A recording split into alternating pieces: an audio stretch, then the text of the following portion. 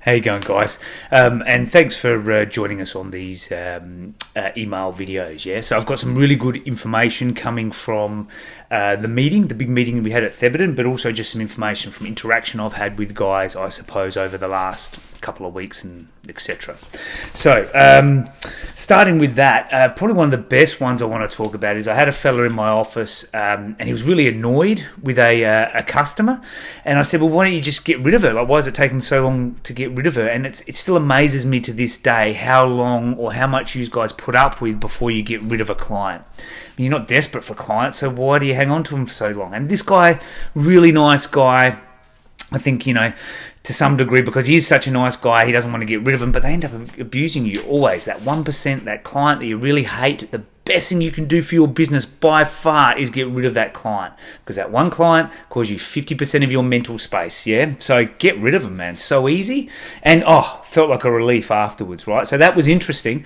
Excuse me. But we also started talking about his client base, right, as well. And I said, well, we're coming into spring, and as we know from looking at that big leads curve that we looked at the other week, your ability to be able to handle spring is probably the most important thing for you to do, or one of the most at least. So how many leads can you take over spring, right? And what is that going to mean to your client base? So if for example, starting in July or August, say August, October, September, November, December, so 5 months, are you going to take 20 leads per month? Because if you take 20 leads per month, even with a 20% conversion ratio to regular, you should pick up 20 regular clients. So 5 months, you take 20 leads each month, you get a conversion rate to regular of 20%, which is not high at all, and you've got 20 new clients. Now, you can't take 20 new clients in your business right now, or maybe you can, but you'd have to push some out.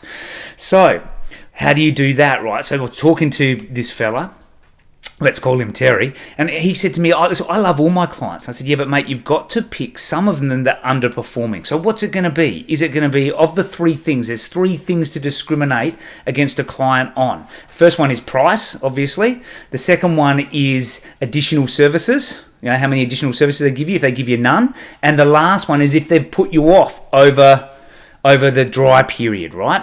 Now, that's the one I really want to focus on, because I think most other people get the additional services one. But let's talk about the fact that you guys tolerate being put off over this period of time by customers. And I want to change your point of view of this a little bit by telling you a bit of a story. When I was doing Wing Chun or martial arts, I went away for about 3 months and didn't go to the gym where I was training. And when I came back, the master said, well, listen, you're late with your fees. And I said, well, listen, I've been away. I haven't been using you or the gym or the classes. And he said, that's fine, but the only reason you have a gym to come back to now is because I had to keep the lights on. I had to pay the council rates. I had to do everything. So you can't just rock up when you want and pay for a month. You're committed to paying a monthly amount to keep the gym open so that then I can service you. The same thing applies to you. Now, I went, he has a point there. The same thing applies to you. Customers can't expect just to treat you like dirt and not worry about your survival over the drier period and then just turn it on and expect instant service when spring comes. Yeah? They can't do that. So if they're not going to look after you in the dry period and keep you alive by getting you to do other things in the yard or whatever it is, but they don't put you off, if they're not willing to do that, they're not really treating you properly, because they don't care if you're there in spring. So sometimes it's a change of mindset that you've got to possess first, that then you can relay in just the different things you do with your body language and the way you put things, that then makes clear to customers that putting you off over this period of time is not appropriate. Okay, so when I spoke to Terry about this, he went like, oh no, I don't mind if they put me off over that period of time. It doesn't really bother me. There's not much to cut. I went, that's not really the point, Terry. You must find a certain segment of your client base that is worse than the rest and replace it. You must. So you can discriminate based on blue eyes if you want to, right? But you're about to get a whole heap of work that's going to come into you, gives you the opportunity to refresh and meet new, better clients. You must identify something in your client base that needs changing. Yeah. So I know I sound pushy, right? So I'm pushing you to find something bad but so many times I hear from you guys that you tolerate it. Oh, that's all right. You know what I mean? Oh, but they don't really have too many additional services to do. great, no worries. But they're just not your client then, right? You've got to find some way to discriminate against them. So your big three are obviously price, which everyone knows about, if they get you to do additional services or not, and then the last one, that's the right finger, the last one obviously being if they've put you off over this period of time, right? So it's not about how you feel about it. It's about the economics of supply and demand. You must find something, and here's three things, to discriminate against clients to find the bottom 5% of them. Okay? And I've just shown you, if you take 20 leads over the 5 months of spring, or if it's 4 months and you take 25, if you get a conversion rate of 20% to regular, which you should be hitting, that increases your client base by 20. So maybe you should lose 10. Maybe don't lose 20, but maybe lose 10, maybe lose 7 if you're nervous. But either way, you're about to get 20 coming in. And then what you do is you make sure you're hitting those markers during spring.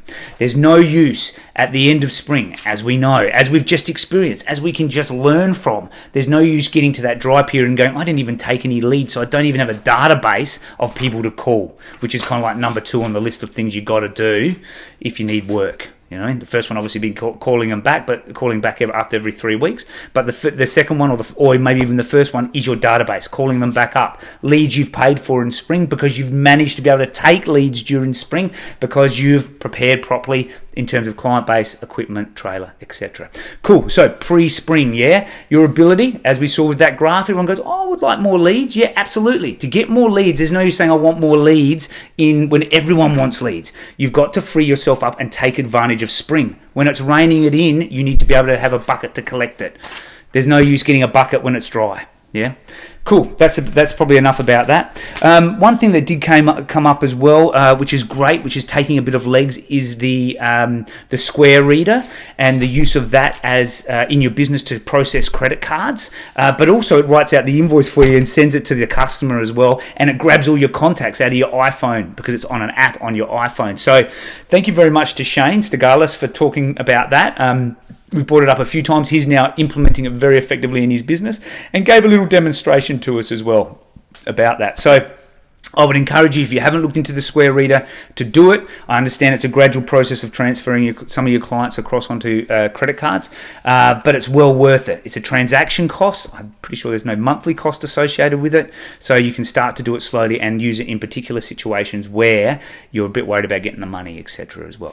So I've talked enough about the Square Reader and the benefit of not having cash flow issues. When obviously you pump the number into the credit card machine at the end of the day, the Square Reader at the end of the day, you pump the credit card and you go boom, done. You could do it before you started the job, and if it defaulted, then don't do the job, or whatever, call the client. So it gives you real power of job, money, same day, done. I know how much is in my bank account. That's what I love about it. So thank you, Shane, for bringing that back up again and just showing how powerful that app is now, that you can press a button and it actually emails to the customer the invoice of the job you just did then and have processed, and the payment as well, payment confirmed, invoice and payment all in one, confirmed straight away on the day. You beauty. That's what we want. Perfect cash flow.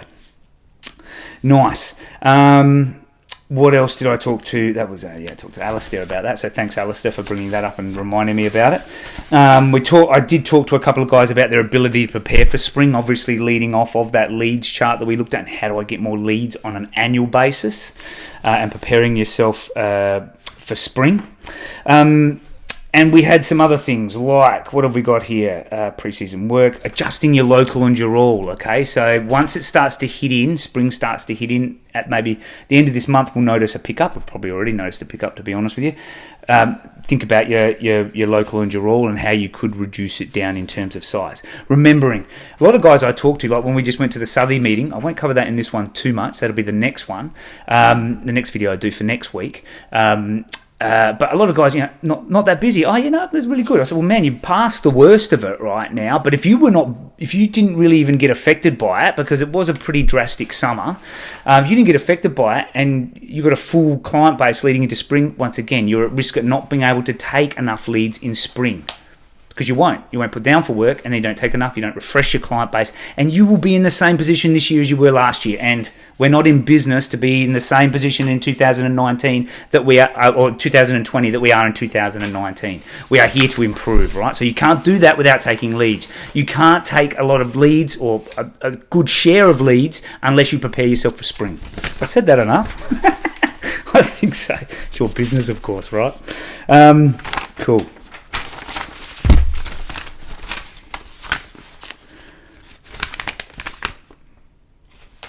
Don't forget about Easter, right? So we're coming into Easter. Talk to your clients about which ones you have to push around for the break, so you're not having to work public holidays if you don't want to. Text message clients if you're running late, if that causes a squeeze. You know, if it's causing a squeeze and a lot of clients, you've got to get a lot done during that week.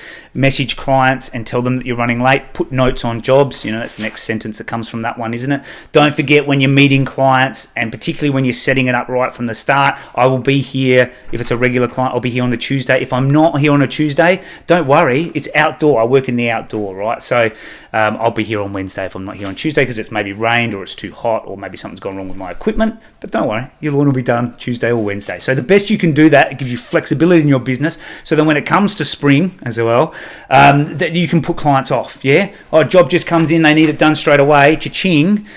I can then push some clients around to do that. Flexibility in your client base is something that's important. Yeah.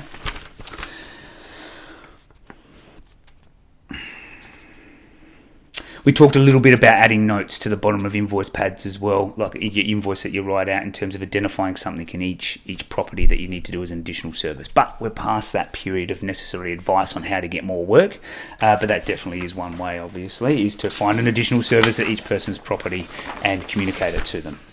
Cool. I don't want to keep you much longer than 10 minutes ever in one of these little blasts, but have a look. I will be including in here a urine test as well, right? So we looked at that. The colour of your urine in terms of telling you your dehydration levels is very important, okay? So, and when we're working in the heat and working outdoors with our bodies, we've got to keep hydrated. No worries, guys. Take care. Have a great week. Cheers. Bye.